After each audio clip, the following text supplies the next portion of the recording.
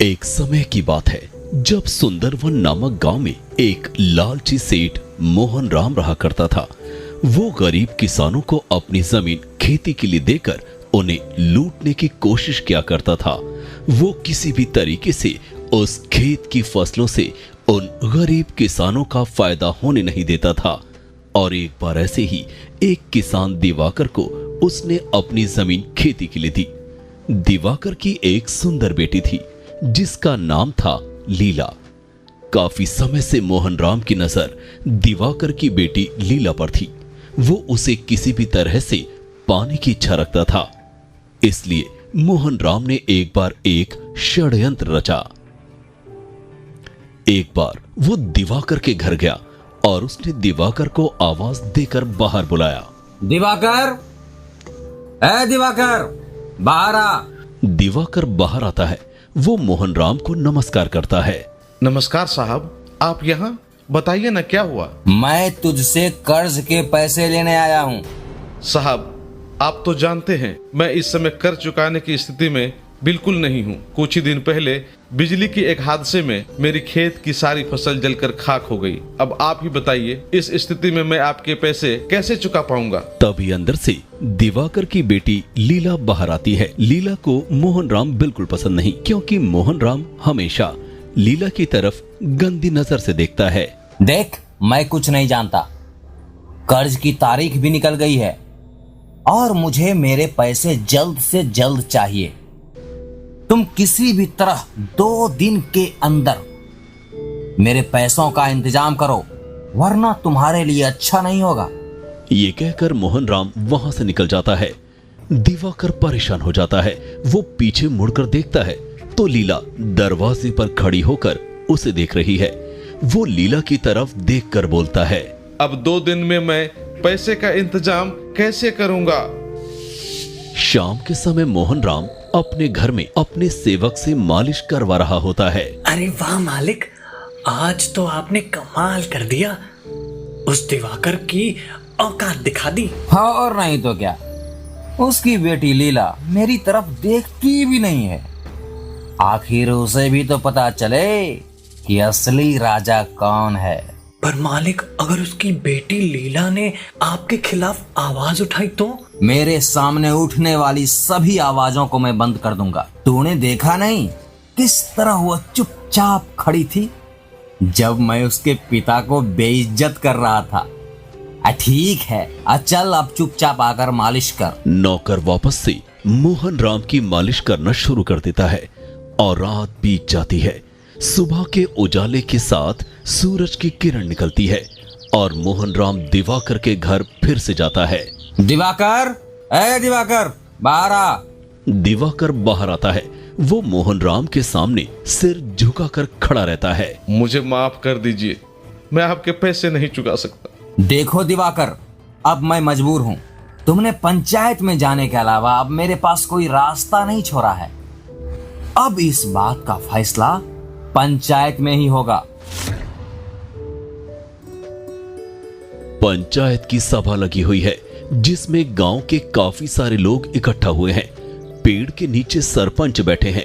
एक तरफ मोहन राम और उसका सेवक है और दूसरी तरफ दिवाकर और उसकी बेटी लीला खड़ी है। सरपंच दिवाकर की तरफ देखकर बोलता है, दिवाकर, क्या ये बात सच है कि तुमने इसके कर्ज की रकम नहीं चुकाई है? सरपंच जी, मैं आपको क्या बताऊं, मेरे पास उनकी कर्ज की रकम चुकाने के लिए 1 फूटी कौड़ी तक नहीं है। बिजली के एक हादसे में मेरी खेत की सारी फसल जलकर खाक हो गई। अब आप ही बताइए, इस स्थिति में मैं उनके कर्ज की रकम कैसे चुका सकता हूं? सरपंच मोहन राम की तरफ देखकर बोलता है, मोहन राम, तुमने उस बेचारे की मजबूरी सुनी। अब तुम क्या कहना चाहोगे? सरपंच जी, मेरा घर मेरे खेत के कर्ज के पैसों से चलता है। कर्ज की तारीख निकले हुए अब काफी दिन हो चुके हैं। अब आप ही बताइए, इस स्थिति में मैं क्या कर सकता हूँ? पंचायत ने दोनों पक्षों की बात सुन ली है। दिवाकर के पास मोहन राम के कर्ज की रकम चुकाने का कोई उपाय नहीं है और कर्ज की रकम न चुकाने के कारण मोहन राम भी मजबूर है। तो मोहन राम, तुम ही बताओ, इस परिस्थिति में तुम किस तरह से समझौता करना चाहोगे? सरपंच जी, मेरे पास एक तरीका है जिससे मैं दिवाकर के कर्ज की सारी रकम माफ कर सकता हूँ। तो बताओ मोहन राम, ऐसा कौन सा तरीका है तुम्हारे पास? मैं दिवाकर का सारा कर्ज माफ करने को तैयार हूँ। हाँ, अगर वो अपनी बेटी लीला की शादी मुझसे करवाए तो। ये सुनकर सभी लोग चौंक जाते हैं। लीला के होश उड़ जाते हैं और उसकी आंखें बड़ी हो जाती हैं। उसको समझ नहीं आता जो उसने सुना वो सच है या उसकी एक कल्पना। पर साहब, यह क्या कह रहे हैं आप? यह कैसे मुमकिन है? क्यों मुमकिन नहीं है? आखिर इसमें हर्ज ही क्या है? तुम्हारी बेटी अब बड़ी हो चुकी है, उसकी शादी की उम्र है और मैं उससे शादी करना चाहता हूँ। इसके बदले मैं तुम्हारी कर्ज की सारी रकम माफ कर दूंगा। ये सीधे तौर पे एक समझौता है। वो सरपंच की तरफ मुड़ता है और बोलता है, सरपंच जी, आप ही बताइए मैं गलत क्या बोल रहा हूँ? अगर मैं इसकी बेटी से शादी करता हूँ तो इसके बदले मैं इसकी सारी रकम माफ कर दूंगा। इसमें गलत क्या है? बात तो तुम्हारी सही है मोहन राम, पर हम इस तरह किसी लड़की को उसकी शादी के लिए जबरदस्ती नहीं कर सकते। तो ठीक है, अब इसकी किस्मत ही इसका फैसला करेगी। कल यहीं इसी वक्त मैं पंचायत के सामने एक थैली में एक काला और एक सफेद पत्थर डालूंगा। लीला जो भी पत्थर उठाएगी वही इसकी किस्मत का फैसला करेगा। अगर उसने सफेद पत्थर उठाया तो मैं उसके पिता का सारा कर्ज माफ कर दूंगा, और अगर इसने काला पत्थर उठाया तो फिर मुझसे शादी करनी होगी। ये सुनकर लीला चौंक जाती है।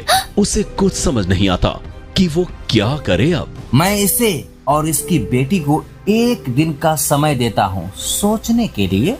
या तो एक दिन के अंदर मेरे सारे रकम के पैसे चुका दे या फिर मैं इसकी बेटी से शादी करूंगा। लीला चुपचाप अपने कमरे में बैठी हुई है। वो खिड़की से बाहर हो रही तेज बारिश को देख रही है। वो अपने ख्यालों में खोई हुई है, गुमसुम और चुपचाप। तभी पास ही बैठा दिवाकर बोलता है, पता नहीं कल क्या होगा। न जाने किस मनहूस घड़ी में यह जमीन मैंने मोहन राम से ले ली थी। मुझे क्या पता था इस जमीन के बदले मुझे अपनी फूल सी बेटी को दांव पर लगाना पड़ेगा। परेशान दिवाकर को देखकर लीला उससे बोलती है, पिताजी, यह सब तो किस्मत का खेल है। हर किसी के जीवन में बुरा समय आता ही है। ईश्वर भी बड़ा निर्दयी है। उसने जानबूझकर केवल हमारी ही फसल को बर्बाद किया, जिसकी वजह से हमें यह दिन देखना पड़ा। लीला अपने चेहरे पर एक छोटी मुस्कान के साथ दिवाकर को कहती है, चिंता मत कीजिए पिताजी, सब ठीक हो जाएगा। लीला वापस खिड़की के बाहर हो रही तेज बारिश को देखने लगती है। सूरज ढल चुका है, धीरे धीरे शाम होने लगी है। लीला दरवाजे के बाहर देखती है तो बारिश भी बंद हो चुकी है। घर में बिजली नहीं है। लीला एक दिया जलाती है। दिए की रोशनी में थोड़ा थोड़ा उजाला होने लगता है और लीला का चेहरा दिखता है। वो अब कल आने वाली चुनौती के बारे में सोच रही है। उसे उसके पिता की कही हुई बात याद आती है। ईश्वर भी बड़ा निर्दयी है। उसने जानबूझकर केवल हमारी ही फसल को बर्बाद किया, जिसकी वजह से हमें यह दिन देखना पड़ा। लीला मन ही मन सोचती है, यह सिर्फ एक संजोग तो नहीं हो सकता। केवल हमारी ही फसल का जलना और मोहन राम का कर्ज के पैसों के लिए जबरदस्ती करना, कुछ तो गड़बड़ है। मुझे पता लगाना ही होगा। बिजली के ना होने के कारण सभी जगह अंधेरा छाया हुआ है। लीला अंधेरे का फायदा उठाकर धीरे धीरे मोहन राम के घर की तरफ बढ़ती है। वो खिड़की से झांक कर देखती है कि मोहन राम अपने नौकर से मालिश करवा रहा है। आज अच्छे से मालिश कर, कल तो जीत हमारी ही होनी है। और नहीं तो क्या मालिक, आज तो उस दिवाकर और उसकी बेटी लीला का मुंह देखने लायक था। पंचायत के सामने बिल्कुल इतना सा चेहरा हो गया था उनका। और नहीं तो क्या, मैंने कहा था ना कि मेरे खिलाफ उठने वाली सारी आवाजों को मैं बंद कर दूंगा। वो लीला बहुत घमंड में रहती है, कल वो कुछ नहीं कर पाएगी, कल उसे मेरा होना ही पड़ेगा। लगता है आप उसे पाने के लिए बहुत उत्सुक हैं। और नहीं तो क्या, क्या सुंदरता है उसकी, चांद की चांदनी भी शर्मा जाए। उसे पाने के लिए तो मैं कुछ भी कर सकता हूँ। यहाँ तक कि उसके पिता की खेत की फसल में आग भी लगा सकते हैं। ये सुनकर लीला पूरी तरह चौंक जाती है। फसल के जलाए जाने का सच उसके सामने आ जाता है। अरे धीरे बोल, यहाँ दीवारों के भी कान होते हैं और जमीन उसके बाप की थोड़ी है, मेरी है। मैं चाहे उसके साथ कुछ भी करूं। पर मालिक, आपने शर्त तो रख दी कि अगर सफेद पत्थर उठाती तो आप उसका सारा कर्ज माफ कर देते। और अगर सच में उसने सफेद पत्थर उठाया तो फिर क्या करेंगे आप? तुझे क्या लगता है मैं बेवकूफ हूँ जो इतनी आसानी से हाथ आए मौके को जाने दूंगा? तू चिंता मत कर, उसका इंतजाम भी है मेरे पास। कौन है वहाँ? लीला वहाँ से भाग जाती है।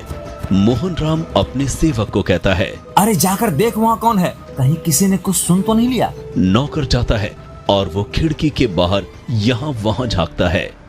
मालिक, यहाँ तो कोई नहीं है, लगता है बिल्ली होगी। नौकर वापस आकर मोहन राम की मालिश करना शुरू कर देता है। भागते हुए लीला अपने घर के अंदर आती है और जल्दी से दरवाजा बंद करती है। वो हाँफ रही होती है। दिवाकर उसे इस हालत में देखता है और पूछता है, क्या हुआ बेटी, क्या हुआ? कुछ नहीं बाबा, बस मैंने खेत में एक सांप देख लिया था। अरे बेटा, कितनी बार तुझे कहा कि रात के समय अंधेरे में बाहर मत जाया कर। हाँ बाबा, अब ध्यान रखूंगी। लीला अपने कमरे में चली जाती है। वो अपने कमरे में बैठी हुई है और दिए की तरफ ध्यान से देख रही है। उसका मन अभी भी उन्हीं बातों को सोच रहा है जो उसने मोहन राम के घर पर सुनी। वो मनी मन सोचती है, क्या मैंने जो सुना वह सच है या सपना? ये मोहन राम इस हद तक नीचे गिर जाएगा, इसका मुझे खबर भी नहीं था। मुझे कल पंचायत में इसका सबके सामने सच लाना ही होगा। अगली सुबह होती है। मौसम खुला हुआ है, पक्षी चहचहा रहे हैं, सूरज की किरणें आसमान में चारों ओर बिखरी हुई हैं।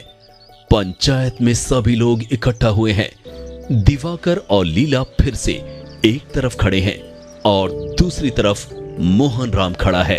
लीला का ध्यान केवल मोहन राम की तरफ ही है। वो आज कैसे भी करके सबके सामने मोहन राम की सच्चाई लाने की फिराक में है। मोहन राम के चेहरे पर एक धूर्त मुस्कान है। मोहन राम, क्या तुम खाली थैली लेकर आए हो? जी सरपंच जी, ये देखिए। वो सबके सामने थैली को उल्टा करके दिखाता है। अब मैं इसमें एक काला और एक सफेद पत्थर डालूंगा। शर्त के मुताबिक दिवाकर की बेटी लीला इस थैली में से एक पत्थर निकालेगी और उसी हिसाब से फैसला होगा कि मैं दिवाकर का कर्ज माफ करूंगा या लीला मुझसे शादी करेगी। ये सुनते ही सभी लोग अपने आसपास एक काला और एक सफेद पत्थर ढूंढने में लग जाते हैं। सरपंच के साथ साथ सभी गांव वाले भी मोहन राम की मदद करने के लिए पत्थर ढूंढने में लग जाते हैं। जब कोई देख नहीं रहा होता है तो मोहन राम सबकी नजरों से बचाकर अपनी थैली में 2 काले पत्थर डाल लेता है। उसे लीला ये धूर्त हरकत करते हुए देख लेती है। वो फिर से असमंजस में पड़ जाती है कि अब उसे क्या करना चाहिए। वो परेशान हो जाती है और मनी मन उपाय सोचने की कोशिश करती है। मैंने इसमें 2 पत्थर डाले हैं, अब लीला की किस्मत ही तय करेगी कि क्या होगा। लीला, क्या तुम तैयार हो? परेशान लीला अपनी आंखें बंद करती है और मन में प्रार्थना करती है। अचानक वो आंखें खोलती है और उसकी आंखें चमक रही होती हैं और चेहरे पर एक तेज होता है। उसे एक तरकीब सूझी है। वो मुस्कुरा कर कहती है, जी सरपंच जी, मैं तैयार हूँ। लीला आगे बढ़ती है और थैली में हाथ डालती है। वो जानती है कि इस थैली में दोनों ही काले पत्थर हैं। वो जो भी पत्थर निकालेगी उसे मोहन राम से शादी करनी ही पड़ेगी। इसलिए वो धीरे से पत्थर निकालती है और हाथ को ढीला रखते हुए पत्थर को नीचे गिरा देती है। ढेर में गिरते ही वो पत्थर गुम हो जाता है। अचानक सभी चौंक जाते हैं और मोहन राम परेशान हो जाता है। सभी लोग यहाँ वहां उस पत्थर की खोज करने लगते हैं। सभी लोग आपस में बात करने लगते हैं कि आखिर लीला ने कौन सा पत्थर निकाला था। पत्थर गुम होने के कारण कोई भी उसे पहचान नहीं पा रहा था। तभी सबको शांत करते हुए लीला कहती है, अरे आप लोग शांत हो जाइए, इतना परेशान क्यों हो रहे हैं? मुझसे गलती से वह पत्थर गिर गया है, पर मैंने कौन सा पत्थर निकाला उसे पता लगाने का एक बहुत ही आसान तरीका है। सभी लोग ध्यान से लीला की तरफ देख रहे हैं और उसे सुन रहे हैं। आप सभी मोहन राम के थैले के अंदर देखिए। अगर उसमें काला पत्थर रहा तो मैंने सफेद पत्थर निकाला होगा, और अगर इसमें सफेद पत्थर रहा तो मतलब मैंने काला पत्थर निकाला रहा होगा। ये सुनते ही मोहन राम चौंक जाता है। सरपंच मोहन राम के थैले के अंदर हाथ डालकर पत्थर निकालता है तो उसमें से काला पत्थर निकलता है। सरपंच काला पत्थर हाथ में लेकर कहता है, इसके थैली में तो काला पत्थर है। इसका मतलब कि लीला ने जो पत्थर निकाला था उसका रंग सफेद है। तो शर्त के मुताबिक मोहन राम को अब दिवाकर के सारे कर्ज की रकम माफ करनी होगी। मोहन राम हताश हो जाता है, जिसकी वजह से उसे गुस्सा आ जाता है। ऐसा नहीं हो सकता, ये नामुमकिन है। इसमें सफेद पत्थर नहीं निकला होगा, ये नामुमकिन है, ये हो ही नहीं सकता। मोहन राम की तरफ देखकर लीला मुस्कुराते हुए कहती है, क्यों नामुमकिन है मोहन राम? सच सबके सामने है। तुमने थैली में 2 पत्थर डाले, एक काला और एक सफेद। अगर थैली में काला पत्थर है इसका मतलब मैंने सफेद पत्थर ही निकाला होगा। इस बात में क्या शक है? इसमें सफेद पत्थर नहीं निकला होगा, क्योंकि थैली में तो मैंने केवल 2 काले पत्थर ही रखे थे, तो ये सफेद पत्थर कैसे निकल सकता है? ये सुनकर सभी लोग चौंक जाते हैं। सरपंच मोहन राम से कहता है, ये तुम क्या कह रहे हो मोहन राम? यह सच कह रहा है सरपंच जी। इसने जानबूझकर सबकी नजरों से छुपाकर थैली में 2 काले पत्थर डाले थे कि अगर मैं कोई सा भी पत्थर निकालूं तो मुझे इससे जबरदस्ती शादी करनी ही पड़ेगी। और मैंने इसे यह करते हुए देख लिया था, इसलिए जानबूझकर मैंने वह पत्थर नीचे गिरा दिया था ताकि मैं इसकी सच्चाई आप सबके सामने ला सकूं। मोहन राम एकदम गुस्से में आ जाता है। तुझे तो मैं छोड़ूंगा नहीं, अब तो मैं तुझसे शादी करके ही रहूंगा। मोहन राम जबरदस्ती लीला का हाथ पकड़ लेता है। लीला अपना हाथ मोहन राम से छुड़ाती है और उसे जोरदार थप्पड़ मारती है। तो जैसे गिरे हुए इंसान से मैं शादी करूंगी? मैं तो यहाँ सबके सामने तेरी सच्चाई लेकर आना चाहती थी, सबको बताना चाहती थी कि कैसे तूने अपने फायदे के लिए मेरे बाबा के खेत में आग लगाकर उनकी सारी फसल खराब कर दी और सबके सामने यह दिखाया कि ये उनकी गलती है। इसे सुनकर दिवाकर के होश उड़ जाते हैं। सरपंच भी बहुचक्का रह जाता है। ये तुम क्या कह रही हो लीला बेटी? हाँ सरपंच जी, मैं सच कह रही हूँ। मेरे पास इसका सबूत भी है, वहाँ देखिए। सरपंच दूसरी तरफ देखता है तो वहाँ मोहन राम का नौकर डरा हुआ सहमा खड़ा रहता है। लीला उससे कहती है, बताओ इस पंचायत को कैसे तुम्हारे मालिक ने मेरे बाबा के खेत में आग लगाई थी। हाँ सरपंच जी, ये ठीक कह रही है। मालिक ने दिवाकर के खेत में बिजली के तारों से आग लगाई थी ताकि उसकी सारी फसल खराब हो जाए और वह समय पे पैसों को ना चुका पाए, और इसी का फायदा उठाते हुए मालिक ने दिवाकर की बेटी से शादी का प्रस्ताव रखा था। मुझे माफ कर दीजिए मालिक, पर मैं कुछ नहीं कर सकता। सरपंच कुछ सोच विचार करने लगता है। वो अपनी कुर्सी से खड़ा होता है और बोलता है, पंचायत के सामने कुछ नए खुलासे होने के बाद और मोहन राम के किए हुए धोखे ने शर्त को अमान्य ठहराते हुए सोच समझकर पंचायत अब इस फैसले पर पहुंची है कि पंचायत इस बार दिवाकर के कर्ज की रकम माफ करती है और मोहन राम को फसल जलाने की सजा के तौर पर दिवाकर को मुआवजा देने का फैसला सुनाती है। इस फैसले को सुनकर दिवाकर और लीला के चेहरे की खोई हुई मुस्कुराहट वापस आ जाती है। दिवाकर हाथ जोड़कर सरपंच को शुक्रिया अदा करता है और वहां से चला जाता है। मोहन राम अपने हाथों को मलता हुआ रह जाता है। उसके सारे बुरे मंसूबों पर पानी फिर जाता है।